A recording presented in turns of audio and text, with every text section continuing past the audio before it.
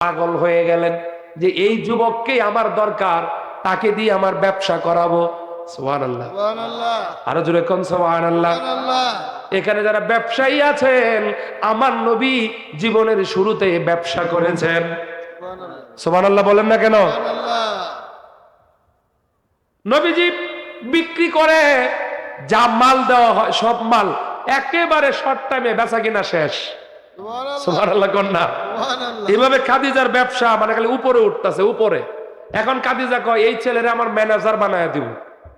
সুবহানাল্লাহ কয় না? আরো জোরে বলেন। এটা ছিল তার প্রাথমিক প্রপোজাল।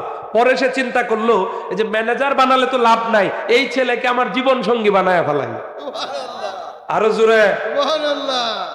বিয়ের প্রস্তাব দেয়া দিল। কিরে যুবক ভাইয়েরা, আলোচনা কিন্তু বিয়ার দিকে যাচ্ছে। হ্যাঁ, আবার বিয়ের ওয়াজ করলে খুশি হয়। হ্যাঁ চাচা, হ্যাঁ খুশি তো হইবই। চাচারা কিন্তু শুনতেছে, আজকে খুশি হয়ে জুড়ে কইলে বিয়া তাড়াতাড়ি হইব। কিন্তু এর আগে হ্যাঁ এর মাল না, যৌতুক নেওয়া হারাম। যৌতুক নেওয়া জুড়ে বলেন, যৌতুক নেওয়া হারাম। কে করছে? আরো জুড়ে বলে না। যুবক, আপনারা কি বিয়েতে যৌতুক নিবেন? কে কে নিবেন? যারা নিবেন না হাত তুলেন। চাচা তুলেন কে?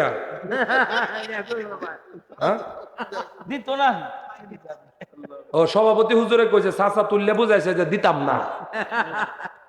আবার এটাও হইতে পারে যে আমরা নিবো না, কারণ বিয়েগুলার ডিসিশন মেকার তো হয় মুরব্বীরা।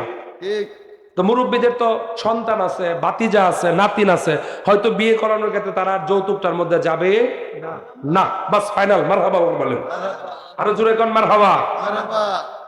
এখন আসেন, প্রস্তাব পাঠাইছে, এই যুবক আমার নবীজির কাছ থেকে শিখতে হবে তো সব বিষয়। নবীজি বললেন, খাদিজা আমি ব্যবসার জন্য এসেছি, বিয়ে করার জন্য নয়। খাদিজা বলেন, তাহলে কি আপনি আমাকে ডিজেলাও করলেন? ডিজেলাও করলাম না। বিয়ে যদি দিতে হয়, করাতে হয়, মুরব্বীরা আছে, অভিভাবক আছে, আমার চাচাদের কাছে প্রস্তাব পাঠান। এত আস্তে কইলেন। প্রস্তাব কার কাছে পাঠান?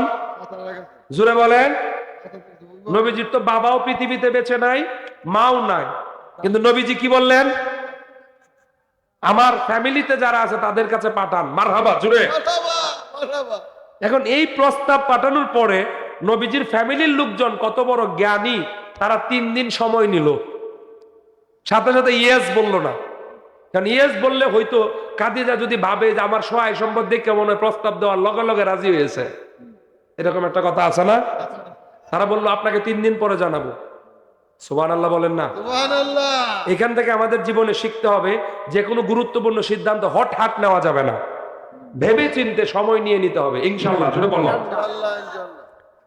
3 দিন পরে প্রস্তাবনা আসলো, ঠিক আছে আপনার যদি কোনো আপত্তি না থাকে আমরা এই বিয়েতে রাজি। সুবহানাল্লাহ।